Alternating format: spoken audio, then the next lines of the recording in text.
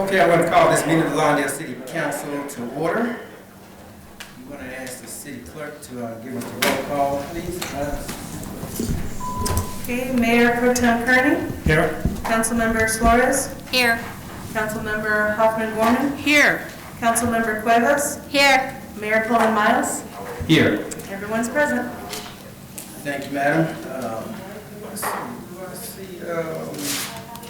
Reverend Douglas Gates lead us in the inspiration.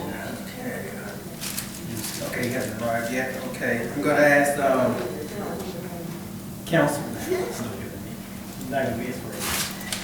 going to ask Councilwoman Hofmann-Gorman to lead us in the Pledge of Allegiance and provide some words of inspiration.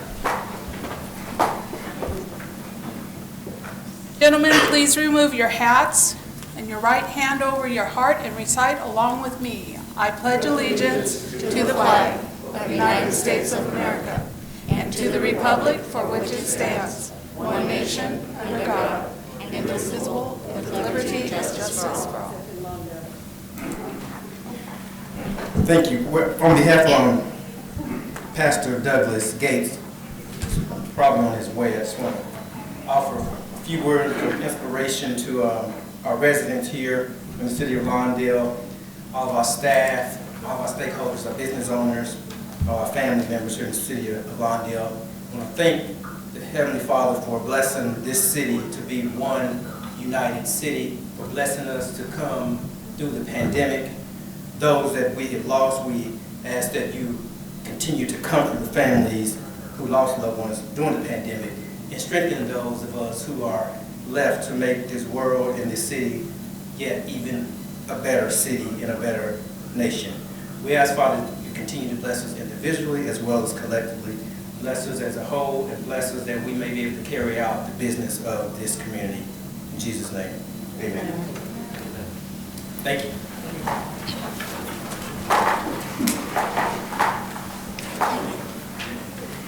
Okay, with that, we're going to move to our public safety report. I'm going to ask Captain Allen to come and deliver the public safety report for the LA County Sheriff's Department. Captain, how are you? I'm doing well. How about yourself?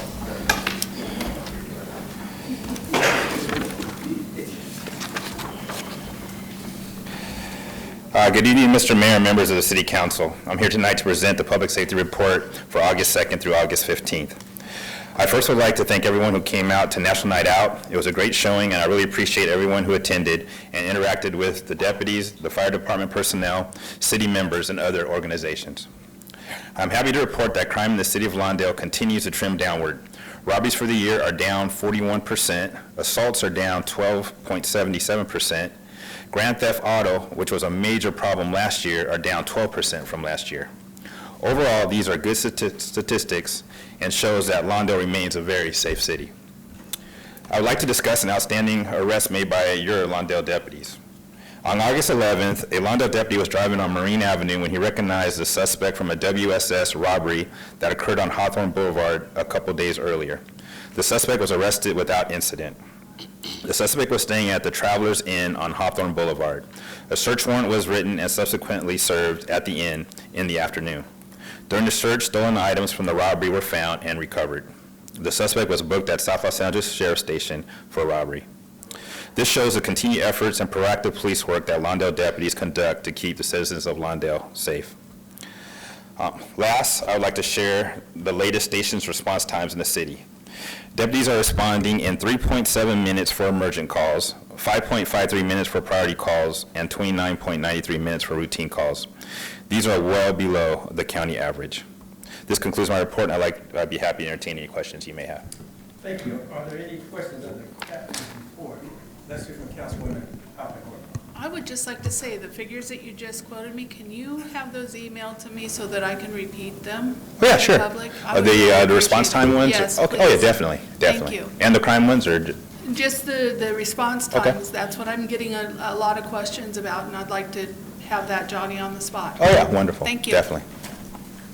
But those are good response times, you said, well below the required limit, right? Correct. Okay, that's good news. It's also good news that the auto theft has has been reduced. Yes, Is that finally. Citywide or, not citywide, but is that countywide or just? It's up and down. It kind of varies. So in this city, it's down.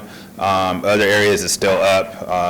But our trap folks were out here last month, and they were able to hit a couple chop shops, not actually in Lawndale, but in the near area. So I think that had a positive effect on it, has had an effect on it.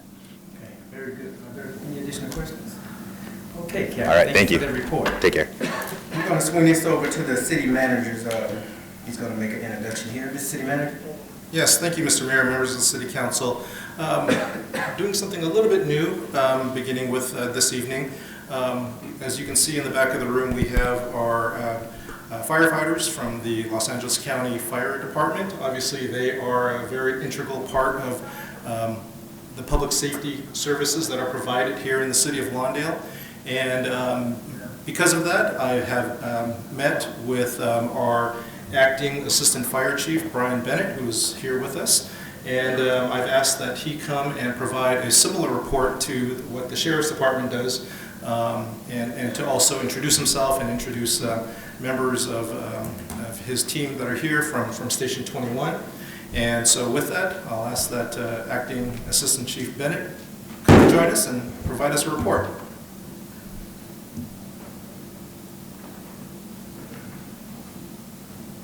All right, good evening, Mayor and City Council and community members. Thank you, Mr. Chun, for the introduction. My name is Brian Bennett, and I am the Acting Assistant Chief, replacing Chief Scott Hale, who you probably had. He was here for about 5 years, did a wonderful job towards the tail end of his career now, and so I'll be put in his position, kind of an undetermined amount of time. And but let you know while I'm here, anything you guys need, just a phone call away. Had a great meeting with Mr. Chun, put a kind of a face to the name, and just to let him know that we're here for you. So I'm excited to introduce our folks back here because they're really your true hometown heroes. But first I'll go through a quick report. Not going to be as detailed as the sheriff's, and I can get you that by email. But a little bit about the county fire department and what we've been doing over the last, we'll say month, couple of weeks. As you've seen on the news, the Dixie Fire, we have almost 80 members that have been up there for 2 weeks, many of them from your hometown here. And they are at their 2 weeks, and we're working on buses to get them the relief crew. So they've been away from their family, doing wonderful work up there. They're well supported, but they're tired. So they're going to come home, and we have 2 buses that we'll put on the road in the next couple days with some relief crews and get them back to their families. Also, in the last couple days, we've had our Task Force 2. LA County Fire Department has one of the worldwide urban search and rescue teams, and they've been assembled and are waiting at their Pacoima warehouse for deployment to Haiti. So we got a little over 50 members that are doing that. And before I introduce your local firefighters here, a little bit about the call volume here in Lawndale over the last month. In July, we saw about 367 responses, so that's pretty busy. That's somewhere around 12 a day that these folks are going on. About 26 of those were structure fires, and the rest were medical calls or other. So you can see a lot of what we do is medical here. So that is what your hometown guys are doing, and they're doing a wonderful job. First, if I could introduce them, first back there is Battalion Chief Mike Padilla. So his job is a 24-hour job. He's in charge of 5 cities, one being your city, and he's out there managing the large incidents and making sure that your folks at Fire Station 21 are well supported and that their needs are met. So he does a wonderful. Could I interrupt you for a minute? Could you have them step up front so that the cameras could see them? Absolutely. So you want them all, or as I introduce them? As you introduce them. Okay. So Battalion Chief Mike Padilla there in the front. And again, he is the supervisor of all these stations here in the battalion. And then now to the true workers here that are doing these 12 runs a day is Captain Brian Dodge. He's assigned to Station 21, and I'm going to let him introduce his crew, but his job as a fire captain is actually boots on the ground, going in with your paramedics to the homes and making sure that all of our residents here are well taken care of. Captain Dodge. How are you doing? Captain Dodge, Fire Station 21. This is our engineer, Chris Polanco. He drives the fire engine. pumps the water for all the fires, and kind of is my right-hand guy over there at the station. Then you have firefighter paramedic Hoyt. He's one of the paramedics. We have, our engine company has 3 paramedics, firefighters. You have to be a paramedic to work there, and he's one of them. And then we have firefighter Tommy Tartaglione and firefighter paramedic Ryan Lowry, all 3 of which are paramedics. So 2 of them ride on the paramedic squad, 1 rides on the engine, and they rotate throughout the day. So, but they're all really familiar with the area and very good paramedics. We have very good paramedics over there at our station. So, you guys have any questions for any of them or anything? Well, you have one back there standing by himself. Oh, I'm sorry. This is our intern. He's a paramedic intern, private intern. So these guys are training him how to be a paramedic in the field. This is Cody Martin. Welcome, Cody. Welcome. So yeah, the guys are training him how to be a paramedic. Well, we definitely want to thank you for coming out, and you guys for coming out, for protecting our cities and providing service here to our city. We really appreciate it. Absolutely, we enjoy doing it. Absolutely. Yeah. Thank you. Thanks for having us.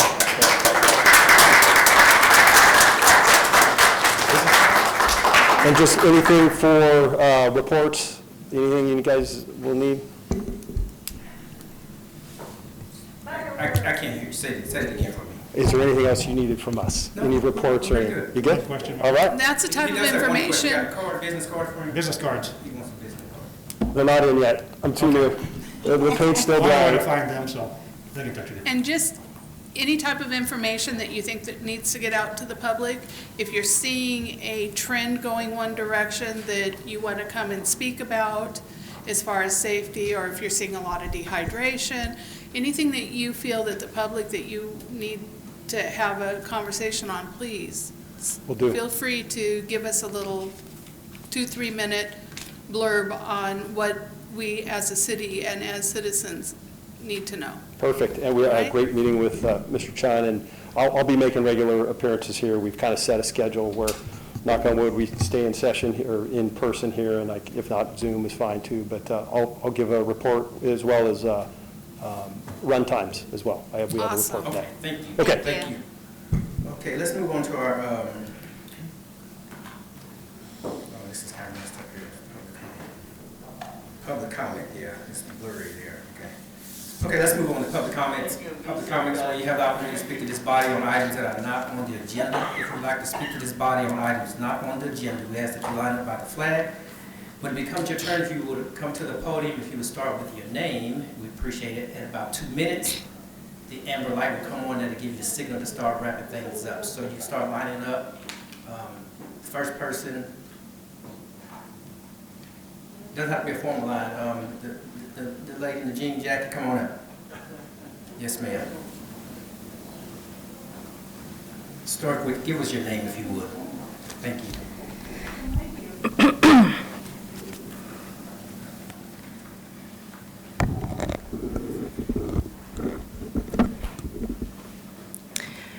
Right. Yes, ma'am. Good evening, Mayor Pullen-Miles, members of the City Council and city staff. My name is Griselda Sanchez, and I am the Community Outreach Coordinator at Fame Assistance Corporation. We have been working in the city of Lawndale for several years conducting surveys of residents and providing information at different events and venues on the problem of drifting tobacco smoke in apartments. Most of the work we do is educating the community about the dangers of smoking, secondhand smoke, and third-hand smoke. According to the information we know, tobacco products contain hundreds of chemicals that, when combusted, produce over 7,000. Many of those are toxic, and some are even classified as poisonous. The surveys conducted with Lawndale residents show that 45% of respondents who answered the survey had secondhand smoke drift into their homes in the last year. 95% of the people we surveyed said they would like to live in a completely no-smoking building. In fact, 97% of respondents say they would support a law that bans smoking in different areas of the building where they live. Tobacco smoke exposure is very dangerous for anyone exposed. It can cause many illness, including heart and lung problems, ear and throat infections, and many types of cancers in adults and children. People of all ages are at risk when exposed to tobacco smoke. In fact, death from the exposure of tobacco smoke is one of the leading, most preventable cause of death in the U.S.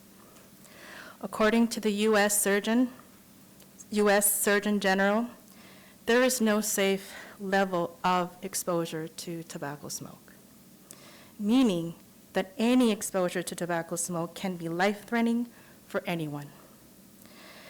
We ask for the opportunity to meet with you and share the information we have and the testimonies of some of the community members we have worked with. In the packets in front of you, please find a copy of the survey and some facts, as well as a copy of my speech. Thank you. Thank you very much. Thank you for your time. Thank you. Yes, ma'am. Let's have the next speaker.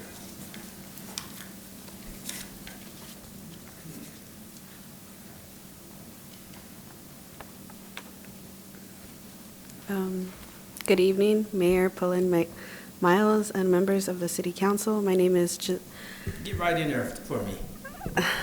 my name is Helen Vargas. Thank you. Thank you for the opportunity to address you tonight. Drifting tobacco smoke is a major problem. I believe everyone has the right to live in a healthy life. The exposure of unwanted tobacco smoke affects many families. I am not the exception. Tobacco smoke enters my home almost every day. My neighbor smokes in and out of his unit, and the smoke finds its way to my room. As mentioned before, tobacco smoke can affect many parts of the body, even if the person doesn't smoke.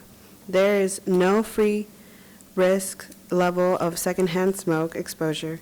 Even a short exposure can be harmful to our health. In adults who have never smoked, secondhand smoke can cause heart and lung problems. In children, it can cause ear infections, respiratory problems, and growing problems. There is no doubt that tobacco smoke can affect anyone without discrimination. I urge you to consider addressing this problem and protect us from the unwanted exposure to tobacco smoke. Thank you for your time. Thank you. Yes, sir.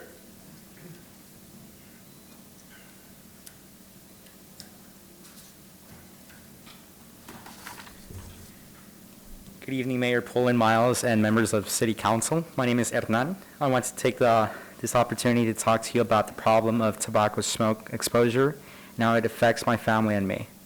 As many other people, I am also affected by the effects of tobacco smoke. Some of my neighbors smoke, and when they smoke, the smoke travels inside my home. We close windows and doors, but the smoke finds a way to enter our home. Some of my siblings have developed allergies and breathing problems because of it.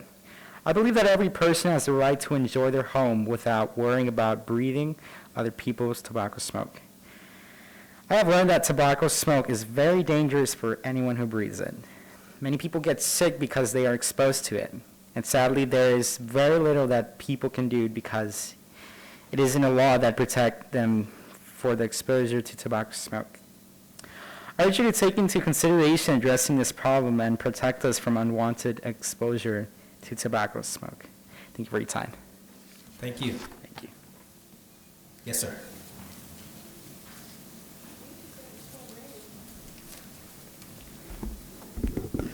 Good evening, Mayor Pullen-Miles, members of the City Council, city staff, and community members. My name is Ricardo Torres. I am the Tobacco Program Director at Famous Systems Corporation, and I've been working in the tobacco control and prevention field for almost 11 years. As my colleague expressed, we have been working in the community of Lawndale for quite some time. In fact, I remember speaking to some of you here in this chamber back in 2014, and then in 2014 again. It's been proven that tobacco smoke is very dangerous for those who don't smoke. I also think that in the last year more than ever, we have experienced that having a healthy home environment is very essential. Sadly, for those who are daily exposed to the unwanted tobacco smoke, it's not an option that they have. Scientific studies have proven that tobacco smoke will drift from unit to unit, that the tobacco smoke will come from outdoors and any other place and will enter the homes through windows, doors, vents, etc. Our homes are not built to be airtight. That's why institutions like HUD, the U.S. Department of Housing and Urban Development, and the CDC, the Center for Disease Control, have issued statements that all multi-unit housing should be smoke-free. The CDC even pointed out that the problem of being exposed to tobacco smoke in apartments, it's worse in lower-income communities. HUD has even placed non-smoking policies in most of their affordable housing buildings.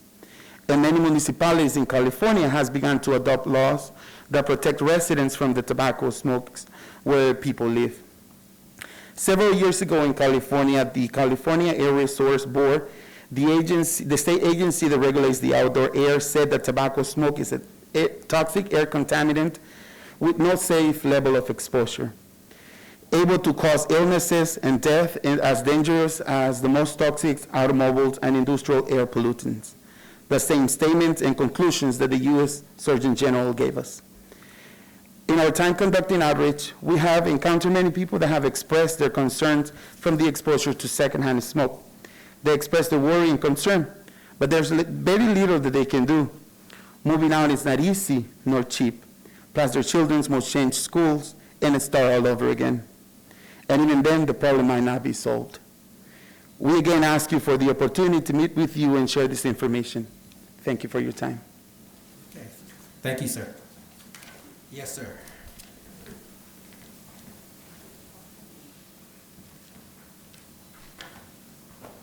Hello. I'd like to add fireworks to that list and those weed blowers, yard blowers. Those are terrible for our health.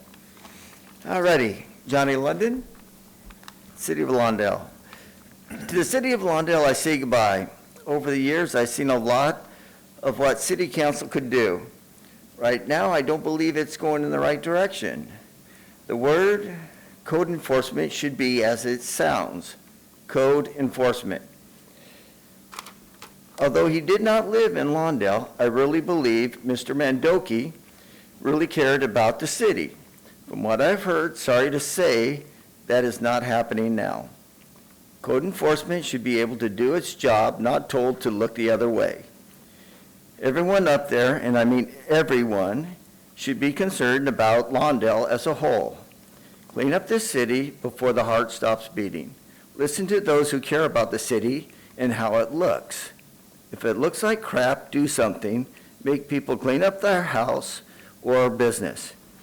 People of Lawndale, don't be afraid to come here and use your voice. Mine is gone, and you're on your own now. You have some great people working here. Try not to lose them.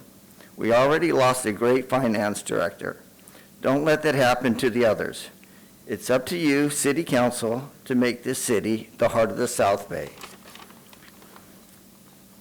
If you say nothing and do nothing, as the city gets worse, you'll have no one to blame but yourself. And I'll miss you guys. Thank you. Yes, ma'am. Final night, here it is. So, as far as cigarette smokers, well, yeah, I was a smoker for many years, and poo-poo, because we should not be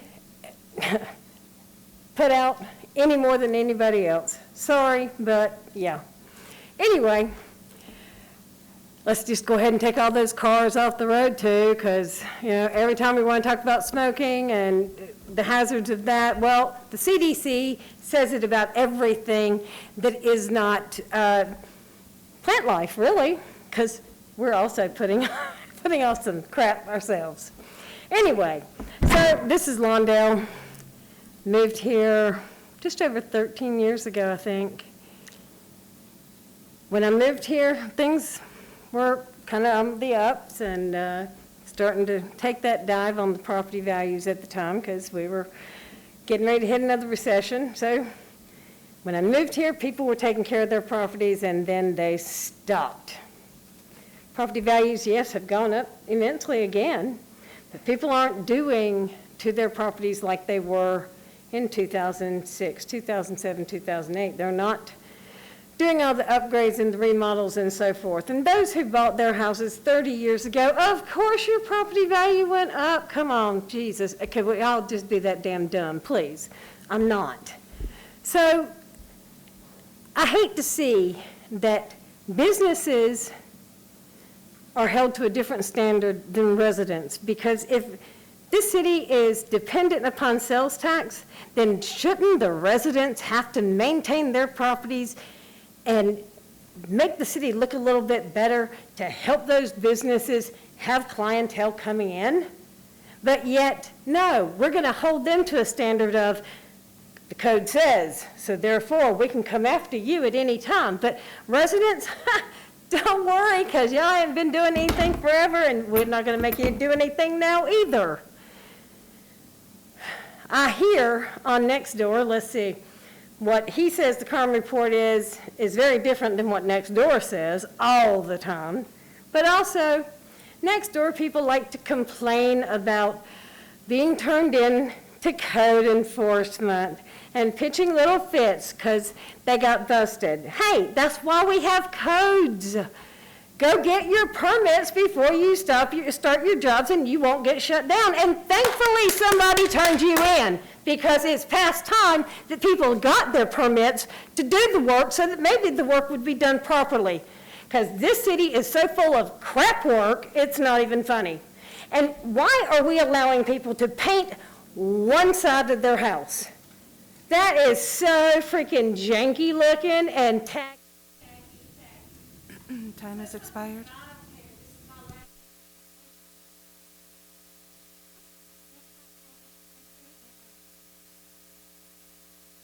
I'll give you 30 more seconds to wrap it up for us, Ms. London.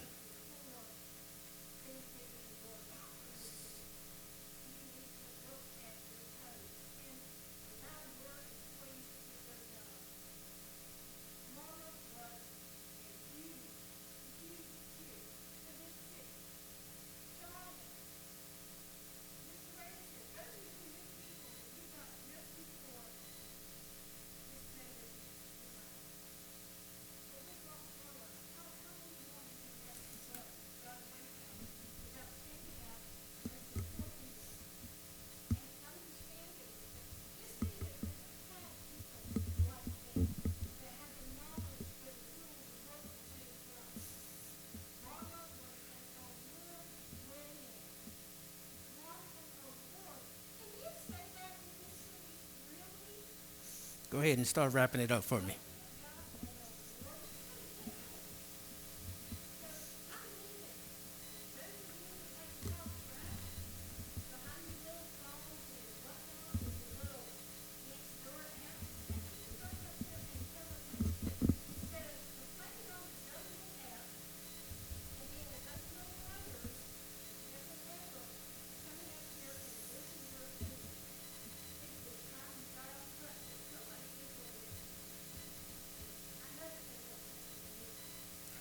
Thank you, Ms. London. We appreciate it.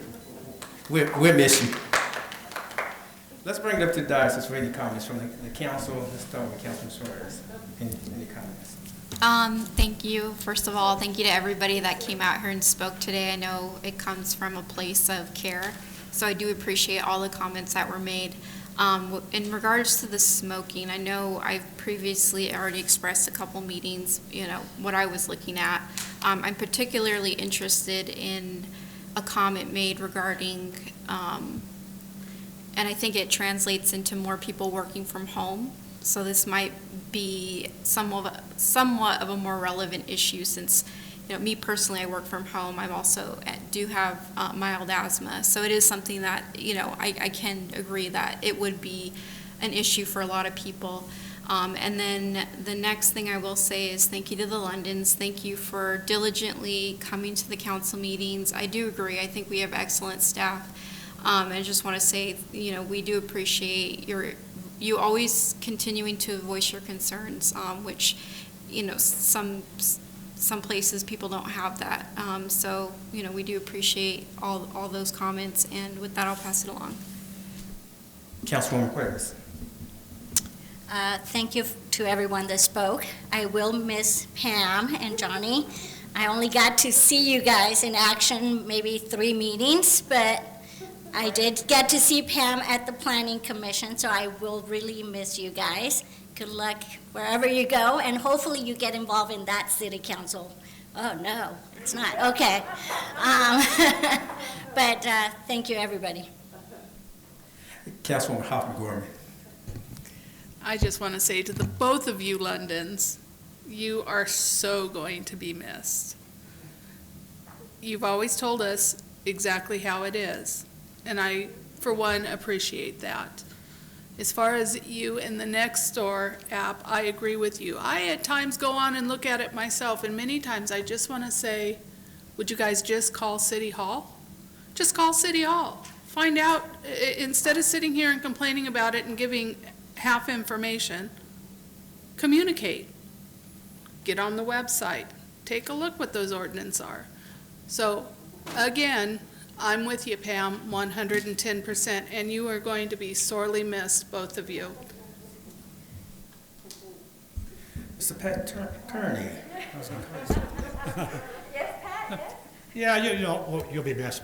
I agree with you, Johnny and Pam. I walk the city, so does Robert. I see trash. I see mattresses. I see yard sale signs on posts not being taken down by the owners or by the city. I see flyers on the cars. I just gave Sean one to give to Michael Reyes. You know, it's time to start citing these people. Code enforcement, I agree with you 100%. It got laxed. And before I leave this seat, I'll make sure it's back in place. See, this is crap I've seen out there. Don't look at it, don't see it, don't cite it. That's crap. Also, double parking. I called double parking then recently. And I was told we can't do anything about it. They have a new policy, which I'm going to talk to the mayor about. I don't know who made this policy, but I have a good idea. That we don't cite them or we don't warn them.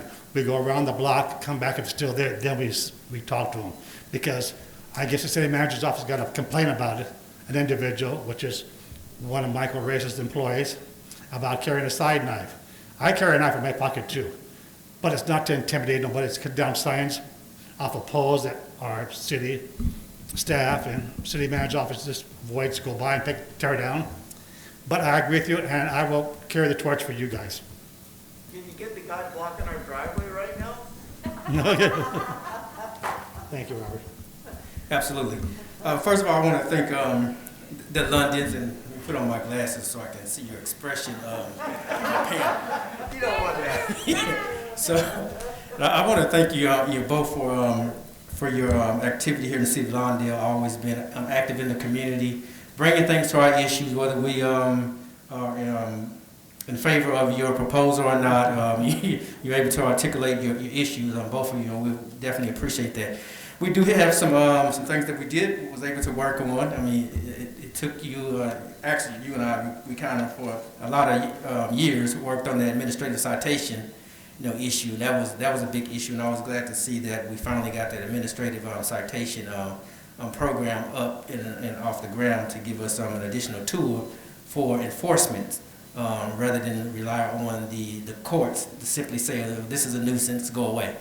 Which is typically what we get from the courts on some of those lower level offenses, that when you combine them in the city of Lawndale, it becomes a big issue. Whether it's abandoning mattresses in front of people's homes. I've seen refrigerators where I had to actually call in, because not only was the refrigerators abandoned in front of their homes, but the refrigerator is a safety hazard. It's not latched in such a way where young kids couldn't get into the refrigerator. I think I've reported at least 2 of those in the probably in the last 6 months. And I've seen a couple that they did have it secured or what have you, but abandoned just about. And I've always said that it was my opinion that, when you put stuff in front of your homes, if you didn't call for a bulky pickup, that's the same as dumping. Whether it's in front of your home and it sits there for a couple of days or what have you, or you dump it in the alley, it's still dumping to me, and I hope we can address that a little more vigorously, because you can't just put stuff in front of your home without a bulky pickup item. But you were able to get some victories. I'm remembering all the time you spent on the licensing of animals and making us realize that if your animal, in particular your dog, was vaccinated. 1 year, I'm not an expert, so I might be a little cloudy on it. It didn't necessitate them having to get vaccination again or what have you. That was detrimental to the dogs or what have you. That was pretty educational for me because I don't have no idea how that issue works or what have you. But we want to thank you for your advocacy on those issues as well. The last thing I would add that I don't know what city you're moving to, as I would warn them. I'm sure I might have a friend, or a relative, or a cousin, or somebody on the council, so I can give them a heads up or what have you. But they're definitely going to be getting the advocacies that's strong in the community, that's going to bring things to their issues, and we need that in every community. So thank you guys very much, Pam. Thank you also, Johnny. Johnny jumped in. You started, Pam, and then Johnny jumped in. Your husband jumped in, and with the dynamic duo did the Wonder Twin Power activate on us, and we really appreciate it. So God bless you both. And with that, I think that's all I had as well. So with that, we will close public comments and comments from the diocese, and we will bring it back up to the diocese, I should say, and let's move to the consent calendar. What is the pleasure concerning the consent calendar? I have a couple questions. Okay, there's a question on the consent calendar? Yes, sir. Yeah, on number 2, 3, and 4. Okay, number 2, 3, and 4. Let's start with 2. Okay. Okay, let's start at 2. I see where it came in under budget on this project by almost $9,900, $9,850. Okay, and then it says the retention. For the newbies on the council, can you explain to them where the retention goes back into the project for the next project, or does it go into the general fund, or does it go to the supplier?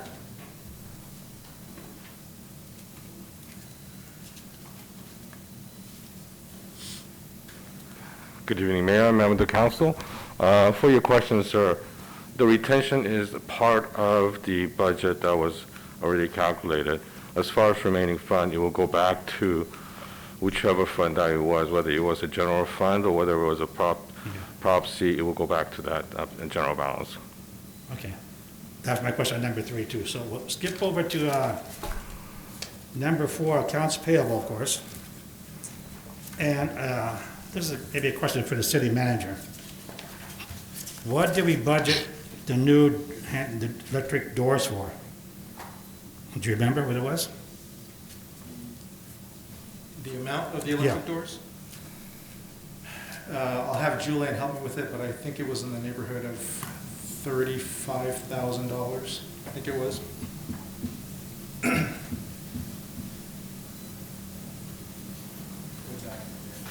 It's on there. Yeah, I do believe it was somewhere between $30,000 and $35,000. So we came in budget on the doors. Is this doesn't have how many doors? Automatic door, sliding doors for. It doesn't say what for. That was the door that we installed at the city hall, the automated door, and we also installed one at the MSD and at the Public Works building. This was the item that came to the council, I want to say, March of this year, that we were using as the COVID fund, and we did provide the actual So cost. all the doors are done? Yes. Okay, this is the final payment? Yes. Okay, thank you. Thank you, sir. That's all I have, Robert. Okay, unless there's any further questions on the consent calendar, I will entertain a motion on the consent calendar. I'll make a motion to accept the consent. Okay, the motion's been made by Kearney that we accept the consent calendar, I'll second that. and seconded by Cuevas. Any discussion on the motion? Seeing none, I'm going to ask the council to vote on the consent calendar. Okay, for the consent calendar, motion passes unanimously. Thank you, madam. Next item on the agenda is a public hearing concerning the adoption of development impact fees. Let's start with the staff report. Thank you, Mr. Mayor, members of the council, members of the audience. Good evening. Sean Moore, Director of Community Development. Tonight before you is the consideration of the development impact fees. And just so I'll take you back a little bit. Development impact fees are impacts that pay for themselves related to development. So when a new development comes into the city, they should pay their fair share portion for those impacts. So for example, the previous 41 unit project, those impacts related to, traffic, parks and recs, as well as parking. The proposal before you tonight is recouping that cost for those share of impacts on the city. This proposed impact fee does not affect existing development in the city. It's new development or adding on to industrial or commercial up to a certain point. So the fees before you today are related to new development in the city. And so what's required under state law is that the city develop a nexus study for those fees. And the council last year, a year or so ago, in 2019, authorized the contracting with Willdan Financial Services. They're the foremost expert in development impact fees, so they have to put together a comprehensive impact fee study. So that comprehensive impact fee study requires analysis of the city's existing facilities, public facilities, roadways, buildings, public buildings, et cetera, water, whatever. Those types of things are evaluated by Willdan Financial. And this process requires the city to work with Public Works, Community Services, as well as Community Development. And we look at our existing inventory. It's a very complex process. Willdan's an expert on it, and they put together this comprehensive study of those potential impacts. Now, moving forward, as the council move forward, as I mentioned, Public Works, Community Development, and Community Services worked together with Willdan Financial to put together this detailed financial study, and which related to development impact fees. And as I mentioned, pursuant to the Mitigation Fee Act, the DIF studies must be rational and reasonable. That's state law. There's Supreme Court cases, Cal State. I don't want to get into the city attorney's realm, but there's a lot of case law on this, and you have to have a rational, reasonable nexus related to those impact fees. And we looked at several other cities in the South Bay. There are numerous cities in Los Angeles County as well as in the state, but we looked at several cities that actually have impact fees. And those impact fees include, that adopted robust impact fees are Torrance, El Segundo, and the city of Carson. They all have development impact fees adopted and robust programs to pay for new development that impacts existing city infrastructure. And so, I won't go into great detail, but we have proposed, Willdan put together after working with Public Works, Community Development, as well as the City Manager's Office as well. We developed 4 major impacts to the facility. So it'd be traffic impacts, parks and recreation facilities, so impacts existing, and to propose for a new development. Parking facilities, something that's new, that impacts the parking in the city to help pay for parking structures and other and arts and public places. Now those fees, arts and public places, that's a relatively new, but a lot of cities have developed impact fees. The council currently has an existing policy, but we're working with the city manager's office as well as the city attorney's office to develop a more robust ordinance that we could bring forward, but this is kind of a little step ahead to build off our existing current city council policy on arts and public places. Now the development impact fee methodology basically looked at existing facilities, as I mentioned, future plan facilities, and then the master plan facilities of the entire city. And some of the fees, and I'll go into detail, and what we looked at. So, for example, residential. So the fees are triggered under the following conditions for commercial and residential projects. Residential, each new dwelling unit is an impact. So they would be subject to a fee. And Willdan put together a detailed, comprehensive numbers for me as well. So just not including parking or the public arts fee, just with traffic, parks and recreation, the impact for each unit would be levied at $17,120. So that pays for their fair share. This is new development, not Mrs. Smith down there adding on a little add-on, or ADUs, just for the council's edification. They're exempt from impact fees. We cannot charge impact fees on ADUs, accessory dwelling units. Now, on a second unit, say like someone has a front unit with a detached garage and they want to add a totally second unit that goes before Planning Commission, that would be an impact. They would get a fee levied based on that impact because they're creating an impact. So they would get a fee charged to that. The other thing is non-residential, any new building or any net increase of a building's square footage. So non-residential, industrial, commercial. So if they go over a certain percentage, It's based on valuation, the square footage, they would get assessed an impact fee. So if they add on, let's say, to the Target, if they added on, you know, they kick in the mechanism, they would be required. Not that they could add on there because they're built out there, but say they went and tore the whole building out and redid the entire building and started from scratch and made it like a typical, you see in an urban area, a 2 or 3 story Target, they would be assessed an impact fee based on the valuations and the square footage. The public arts and fee, how that is levied, it's based on with the construction value of $100,000 or higher. For residential of 4 or more units, public infrastructure, it would also applies to public and institutional buildings, commercial office and industrial space would all be levied some type of impact fee for public arts and public places. Staff found that the proposed study is exempt under CEQA. The notice, we did put special noticing, 2 special notices in the Daily Breeze, notifying, we kept notices on the posting board outside of City Hall. We also posted it on our website, and we let folks at the counter know that we are adopting impact fees. To date, we have not had any comments from any outside interested parties. Typically, usually the building industry has issues or other concerned parties, but no one's contacted the department. And I would say that's pretty good, considering that, you know, these are, Lawndale's never had impact fees. That's one thing I want to mention to the council. We've never levied any type of impact fees on any development. This is not retroactive, this is for new impact. And the impact, the fiscal impact will, unfortunately, because the city's, our infrastructure has not kept up with growth, and we have a challenge in the community to meet that growth. And the way to meet that growth is to finance it and to develop it and to have developers pay their fair share. And these fees help us recoup that cost. Is this the end all to it? No.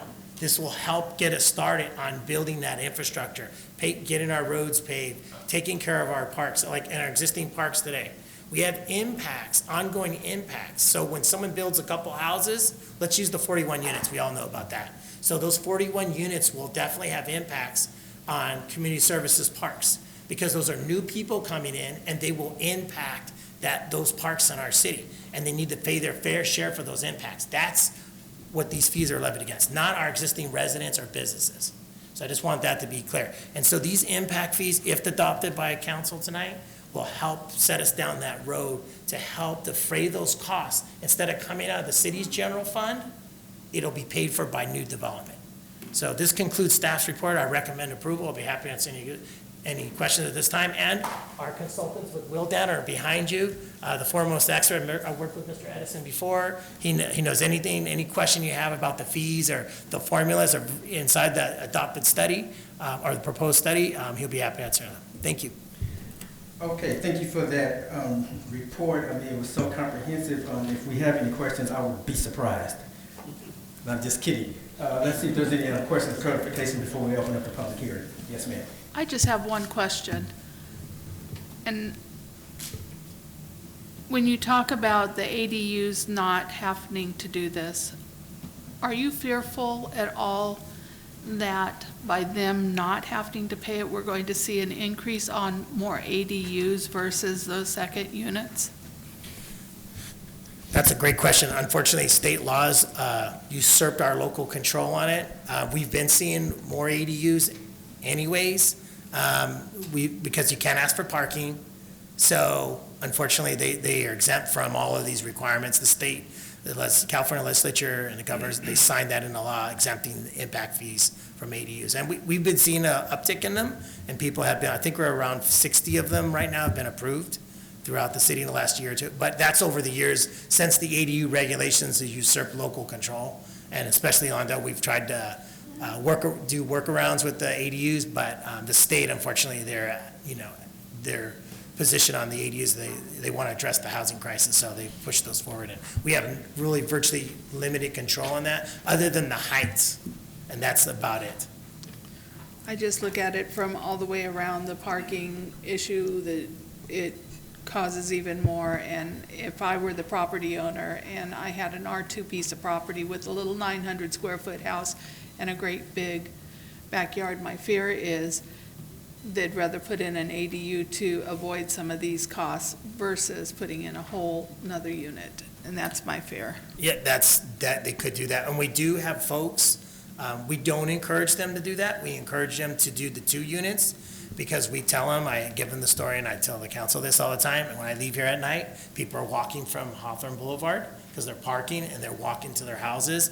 And I tell all the developers, if you don't put parking in, legal parking, you're gonna have your tenants walking from Hawthorne. You have high turnover. We see it all the time. We have people coming in that are tenants asking to put parking pads in, which they're not qualified for parking pads, ADUs. Only if you don't meet the parking for the 2 units or 1 unit, then you're qualified, but ADUs don't qualify the parking pad. So we do encourage them, and you are right, some have opted to do the ADU instead of the second unit, the second full with the 2-car garage. Okay, unless there's any other technical questions or questions of clarification, this is a public hearing. I will open up the public hearing at 7:22. The public hearing is now open. Are there any wishing to testify in this matter? This matter, I should say. Seeing none, I'm gonna, do we have it? Okay. Seeing none, we won't take any public testimony. It is 7:22, and I'll close the public hearing. The public hearing is now closed. Let's bring it up to the dais for any further discussions or thoughts. Mr. Mayor? Yes, ma'am. I would like to approve and adopt the resolution. Okay, can I ask a question first? Sorry. Okay. Yeah. We'll give it to you. You don't have any?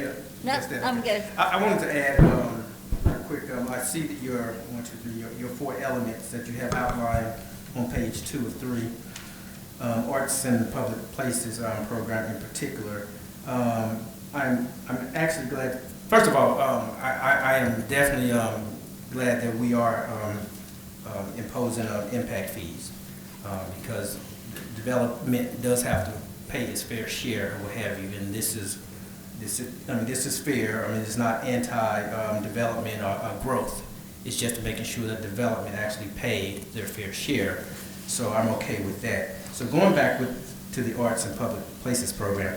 A few years ago, actually it's been quite a few years ago, myself and former councilwoman Virginia Rose, we did an arts and public places program, and that program was supposed to assess so many dollars versus for each development, depending on the dollar amount the development was or what have you. And I'm not really sure why that was never enacted, although to me, it seemed like there was a resolution, passed. And I did talk to the city manager about this, and we couldn't find any such thing on file. Now we did decide that when the economy kind of crashed, that it wasn't advantageous to have this type of assessment, on development. But nevertheless, it was part of our arts and public places program. What the whole idea was that the arts and public places was actually an economic development tool that you can use to help make the community more attractive, which will spark more business activity because you have attractive facilities with public art throughout the city or what have you. So I was just a little puzzled that never really made it off the ground. So I'm delighted to see that it's rolled into this program for the impact fees, the arts and public places program.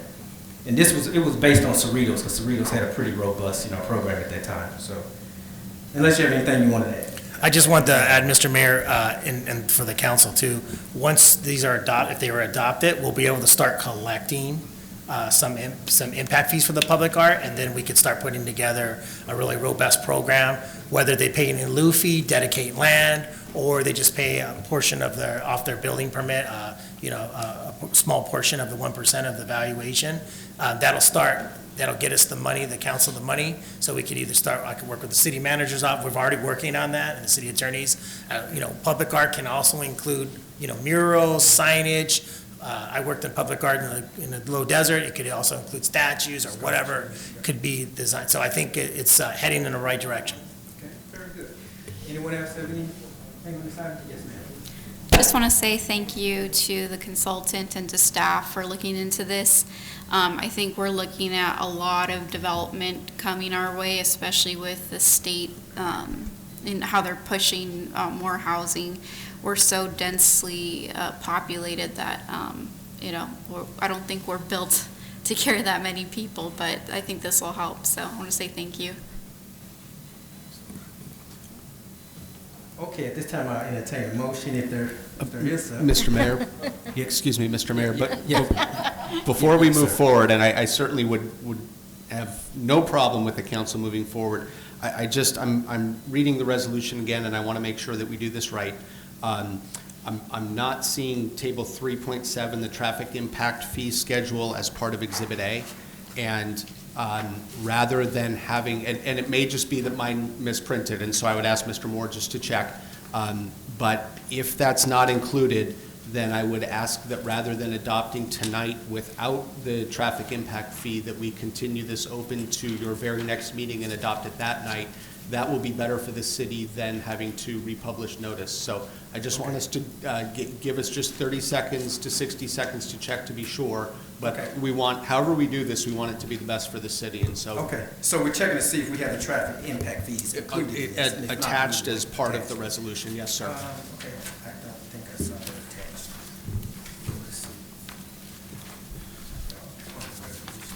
Let's see. Mr. Mayor and council, looks like it may not be included. It's in the impact fee study, but it's not on the resolution.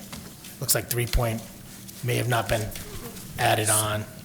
It's in the study, but I think we need to. It's in the study, and absolutely, and it's, I would say, I just back up what Mr. Moore said. Will Dan does a fantastic job, and I have every reason to believe it's exactly what the city needs. It sounds like you agree. So I would just ask that we continue open to your first meeting in September, at which time you can hold the vote on this, just so that it can be added in. We can cross our Ts, dot our Is. When you're doing impact fees, you want to make sure you get the hearing exactly right so that somebody doesn't challenge it later. Absolutely. Thank you for pointing that out, Mr. City Attorney. So yeah, I will recommend to the council that we continue this item for our first meeting in September, so we can include that traffic impact fee. Without any objection, we'll just hold this over to the next council meeting. We'll continue that item. But I want to thank the staff for the report and our consultants for the studies. And thank you. Yes, ma'am. All right. Let's see. Next item on our agenda is item 7, agreement with all city management services. Good evening, Mayor and City Council members. Mike Estes, Director of Community Services, coming back to revisit the crossing guard contract with all city management services, in the report referred to as ACMS. I'm going on my 8th contract with ACMS now. They were here when I came here in '07. We've been working faithfully with them since. And typical contracts, this will be important information later, but typical contracts are 6,300 hours per year for 10 crossing guard locations. The formula for that is very simple: 3.5 hours times 10 locations, which is 35 hours per day, times 180 school days. That's where we get the 6,300 hours from. On August 2nd, we visited this contract for the first time. Council asked for a flexible, what I'm going to call a flexible staffing situation, where we may not need 10 crosswalk staff throughout the whole year. So the methodology used to determine how many we're going to use will be determined the first 2 months of each school year. So for example, this year coming up, school starts August 21st. First, we'll order pedestrian counts from ACMS, which means they count the pedestrians going through each crosswalk, whether they're students or non-students, whatever that may be. And that's going to happen for the first 2 months, along about the final week in October. And then based off of those pedestrian counts, where we see the activity at each crosswalk, we'll then make a determination on how many guards we will actually need.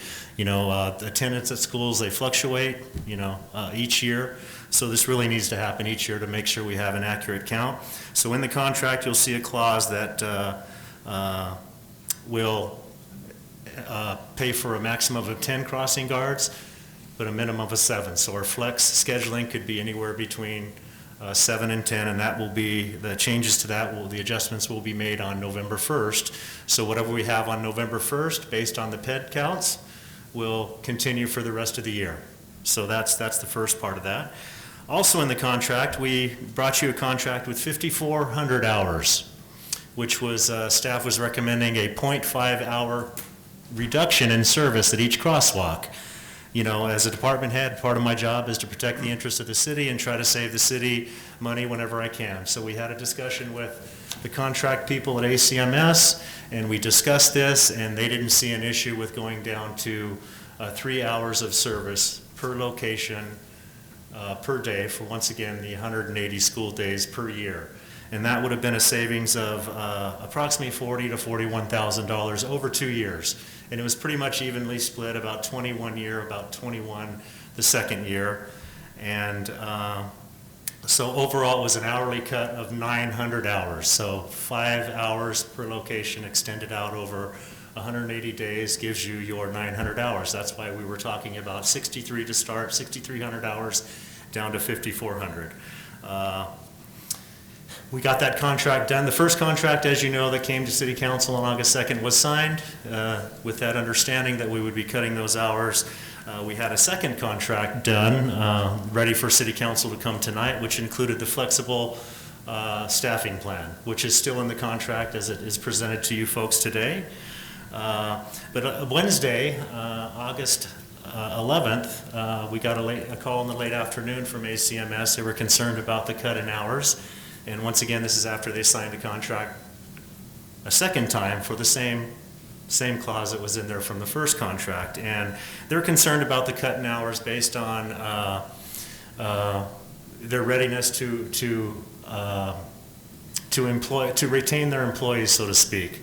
Apparently, you know, attrition in most industries is really high right now, from fast food to recreation. We're seeing it all over the place, and I'm sure it's with the crossing guards as well. They're claiming that, you know, reducing pay for their part-time employees from 3.5 hours per day down to 3 hours a day may cause a complication with them retaining employees. So they basically said, you know, this is not going to work for us. We need to have our 3.5 hours. We're afraid of not having enough employees to staff the 10 crossing walks. So it generally came down to a liability issue. Specifically, you know, they signed a contract for 10 locations. They have issues with staffing. Maybe that first week of school, second week of school, whenever it is, maybe they can only staff 8 or 9 crosswalks, whatever the number may be. Then there's an accident and they're on the hook and they're liable for that. So that was the concern with that, and they requested the contract be pulled from the agenda for tonight, although it's back on the agenda. So I had a discussion with Mr. Chun, our city manager, and how to handle this, and this is our last opportunity to approve a contract before school starts a week from this Wednesday, which is essentially the 25th of August. So we went back to the drawing board, and based on ACMS's request to increase the hours to 3.5 per day per location, bringing it back up to 6,400 hours per year. We included that in the contract. The former figures that were in the staff report for August 2nd. So when you're looking at this contract, you're going to see the same numbers that came to you on August 2nd.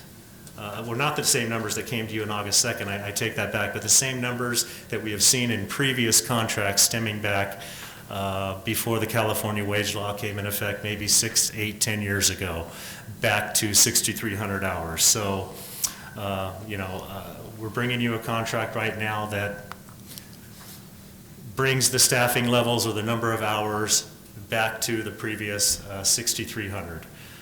In terms of fiscal impact, funding of $124,848 was included in the Crossing Guard program, established in the General Fund Community Services Department contract line item.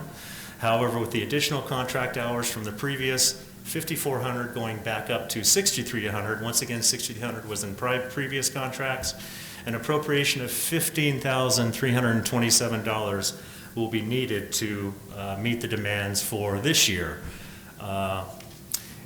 In fiscal year 2023, we're going to see an increase from the August 2nd staff report, which was quoted as approximately $124,000. This will go back up to $145,000. Well, not back up, but will go up to the 6,300 hours for FY 23-22 at a cost of $145,000, 656 and change, which is an increase of $21,000 over what was in the previous staff report that we, for previous years and extended out to this year. So, you know, initially I mentioned that the savings would have been between 40 and 41,000, but it's looking like it's more like 37 or so right now. The reason why is because I negotiated a second increase, which we have 124 in the budget, but based on the 5,400 hours, the figures presented to you on August 2nd was 124. So it looks like budgetarily, it looks like 37, but the savings that we were hoping to get was approximately $40,000 to $41,000. Staff recommends that the City Council approve a contract service agreement with All City Management Services for a term of 2 years, not to exceed $285,831, which is up from, I think, $244 initially. And if there's any questions for ACMS, we actually have a representative from ACMS, Patricia Pohl. She's the Vice President of ACMS, in case you have any questions related to ACMS. Otherwise, I'll be here prepared to answer any questions I can. And that concludes staff report. I just have one quick question. I think I heard it, but it went by. What's the difference in the number amounts from 2 weeks ago when we looked at this and we wanted to see if we could massage the numbers and massage the hours? What's the difference? It sounds like there is no difference, and I don't know, just. The difference is going to be $40,000 to $41,000, because basically what we did is we went from the 5,400 hours per year. Okay, that was in the August 2nd version of the staff report, going back to previous year's levels, which is 6,300. Now, the methodology for that is, once again, is 35 hours per day for 10 crossing walk locations, extended out over 900 hours. If you extend that out over their request for 22-something or 23-something, whatever the hourly request is for this year, that's where you're going to get your 41 or so. Is that a savings or more than since the last contract? That's what I'm not understanding. It's going to be very close to a savings from the previous contract, because we negotiated another hourly decrease, but it's going to be a slight increase. But I guess you could say that it never was a savings. You know, when we brought it on August 2nd, it never was a savings. We were looking at it as being a savings. Now it's not going to be a savings if City Council desires to approve the contract as is. Oh. Mr. Mayor, just for some further clarification. So the difference here is that it's a difference of a half an hour per day per crossing guard. And as Mike was mentioning, ACMS inadvertently provided us with a reduction in hours. Now, the representative can come up and speak further on this, but I guess the bottom line is that they shouldn't have offered that reduction in hours because of what that would do to the retention of their staff. So what we're going back now to the previous amount of hours that we've always provided for our crossing guard folks. So for years and years, as Mike was saying, we paid for 3.5 hours per crossing guard per location. They offered a reduction to 3 hours per crossing guard at each location. That was not something that they could manage and do, so they had to come back and say, basically, sorry, we can't provide that reduction. We shouldn't have offered it. We need to stay with 3.5 hours per guard. Okay. Thank you for that clarification. Let's hear from Councilman Williams. Mike, are we within budget or are we over budget?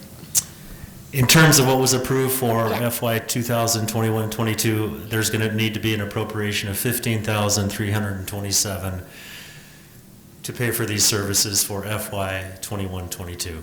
So we originally budgeted the amount that was in the staff report from previously. We put that number in the budget, which was 124, I believe, for this year. So that's where you're going to get your $15,327 appropriation. Yeah, the short answer is we will be over budget Yes. with this new contract. And I have another question. If both parties sign a contract, could it be pulled back after it was signed by both parties? I'll leave that to the city attorney, but I think they didn't have any intention of providing that contract. It was a mistake on their part. I'll explain it that way. Perhaps the representative could explain it another way, but I'll let you, the city attorney, answer that question about pulling it back. I would say that if they hadn't notified us and we had relied on their signature and moved forward and approved, then no, they'd be bound. Although, from what it sounds like, they might find performance difficult and they might simply terminate.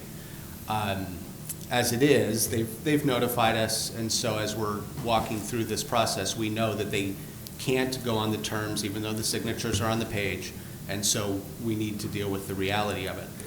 I do want to note that because the council directed staff, the director and the city manager to negotiate, even though at the start of this the budget would be higher, we do have to take into account the fact that 1, 2, or maybe even 3 crosswalks could wind up not having to be staffed.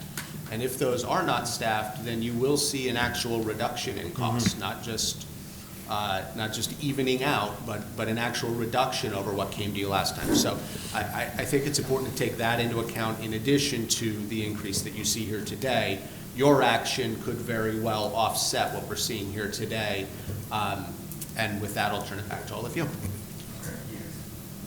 Yes, ma'am. I would just like to go and say on the record, I'm disappointed. I'm disappointed that they told us one thing and then changed their mind.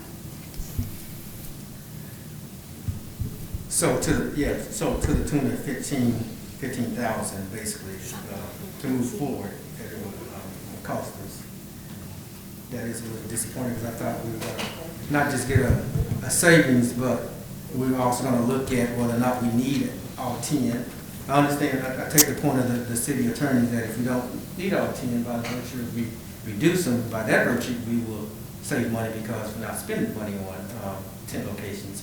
If we did 8 or what have you. But that doesn't change the fact that if we did decide that we need, in fact, 10 locations, that it's going to cost us $15,000 more. And Mr. Mayor, just a reminder, taking what Mr. Murphy said a step further, that process won't happen until after the first 2 months of school. So any reduction in crossing walks, cross guards, crossing walk locations would take effect November 1st. And did we decide, I know the amount is $15,327. Did we negotiate or pre-negotiate, like say for instance, we were inclined to, to continue the contract with 10 locations or whatever. Is there any opportunity to negotiate this 15,000 so we want to absorb 100% of this unknown number that we didn't know that we were going to be saddled with? Well, I think with our relationship with ACMS over the years, going on 3 decades now, I believe, is I think they would listen to anything we had to say. I do. A couple of questions. Yes, sir. You say your company is going to monitor the crosswalks. Who's going to monitor the company? And God I trust nobody else but God. Okay. I'm sorry, Pat, who's going to monitor what? Who's going to monitor their people? We can have staff out there? Because, we can exaggerate numbers all day. Mm-hmm. How are they going to keep track of them? Are they going to write down like little lines, 1, 2, 3, 4, 5? I disagree with that. And like Robert said, we're losing another $16,000. And we negotiated one thing and they backed out of it. I also found out LA Dot does crossing guards, which our city manager said in the last meeting that there was nobody. But I spoke to Megan there and she said it's LA Unified School District first and then non-LA Unified School Districts. So I would like to see them stick to the original contract or meet us halfway on the $15,000. Or On the first year, the hourly cost for service is $22.25. The second year is $23.12. Let's keep both years $22.25. That saves at least $5,000.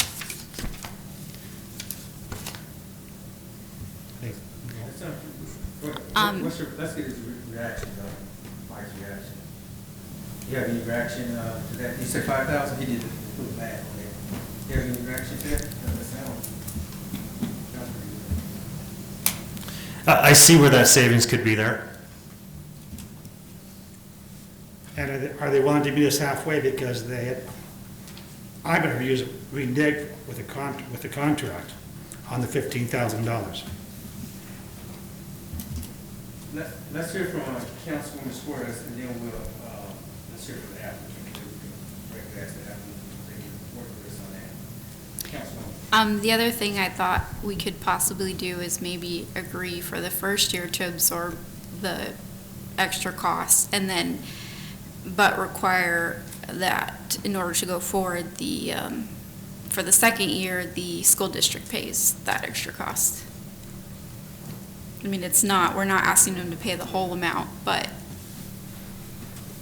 The problem with that is, the challenge with that is that we will still be in a contract with our city, excuse me if I mess up the name, and even if the school district decide they can't participate, obviously we would ask them, because we ask them every year, but we would still be bound to our financial obligation with them, because they're not a party to the contract, basically what I'm saying.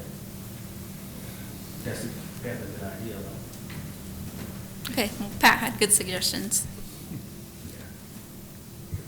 Let's hear from let me make sure I get the name of it. All City Management. Let's hear from All City Management rep. Patricia Pohl. Patricia Pohl. Yes, ma'am. Welcome.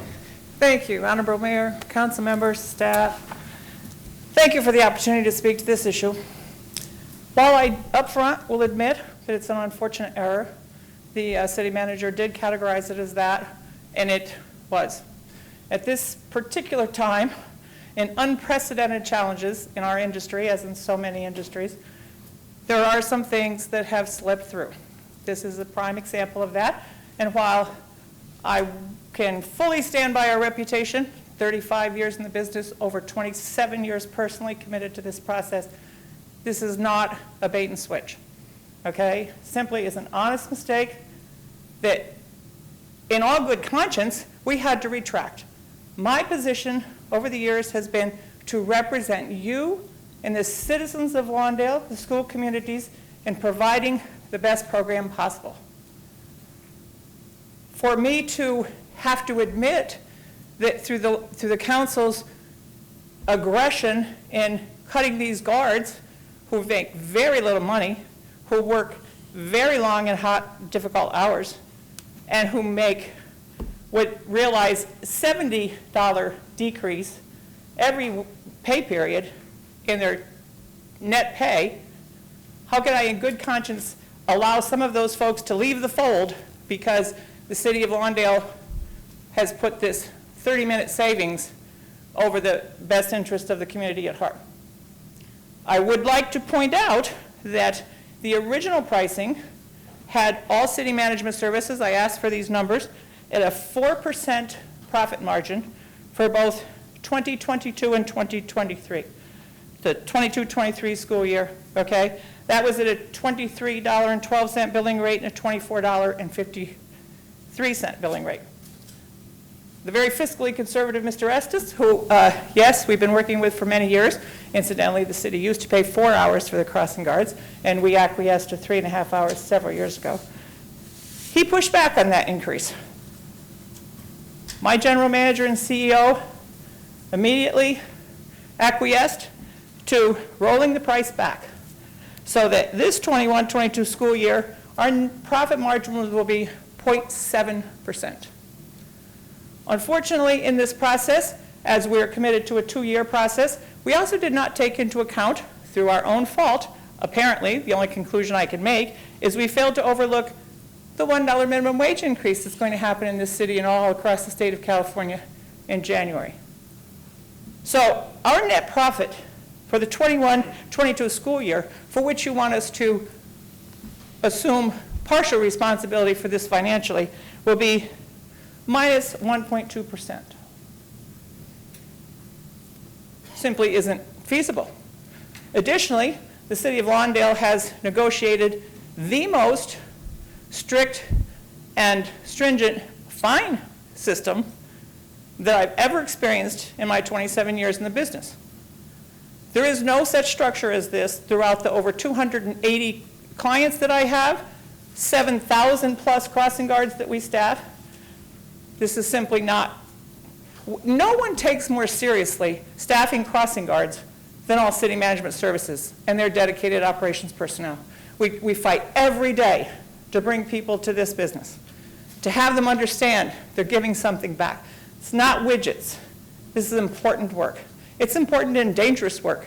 I just read the report, 12th most dangerous occupation you can have. It's up there with crane operators for construction, the death rate for crossing guards. And yet, we're faced with this incredible shortage. We're faced with these burdensome rates. It's all right. It's where we are. We've made our own bed. We've asked to represent the city honestly and openly, do the best we can to provide staffing in this city. I might also add that as for counts, as the councilman has suggested, we can only provide a courtesy count of pedestrians. The MUTCD, Manual on Uniform Traffic Control Devices, issued by the Federal Highway Administration, requires warrants and assignments of crossing guards to be done with engineering studies. I cannot do an engineering study. I can have a client courtesy count done by these crossing guards. I don't think it's going to change much between the second week in school and the end of October, but certainly we could do that. We do understand that when those counts are taken, the crossing guard probably understands that if I report 3 people crossing here, there's probably going to be some action. So we use it as a comparative study of professional courtesy to the city to allow you then to do your own counts and your own follow-up. I might add in closing, we never have needed a contractual requirement for flexibility. Our client says, we don't need 10 crossing guards anymore, we need 7. Okay, we'll give you 7. This is not, first of all, this year, I'm going to have trouble finding 10, but in our over 35 years of doing business, I'm happy to say I'll stake my reputation and my 27 years of service on the integrity and honesty and forthright way we've dealt with our clients. I am immensely sorry this error has happened, but it is categorized correctly as an error. I stand available for your questions. Thank you. Let's deal with a few questions. Anyone have any questions? You good? Well, thank you for that explanation, but I don't have any questions. Let's see if there's any questions, but we might have some before we conclude, though. Thank you for yes, sir. clarification. Thank you for the opportunity. Yes, ma'am.